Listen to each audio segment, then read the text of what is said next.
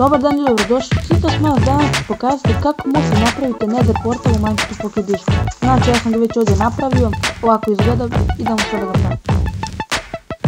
Za Nether portal treba običan kamen ili cobblestone, ovaj Nether reaktor core, njega možete napraviti od 3 dijamanta i 6 metala iz petine i 4 bloka zlata. Znači ovako, u početku pravite običan krstić, sa strane stavljate blokove zlata i preko stavljate ovako kamen. I toga što radi stavljate ovaj Nether reaktor core preko kamen i sa svih strana ovako da ima rupa, samo stavite iznad kamen.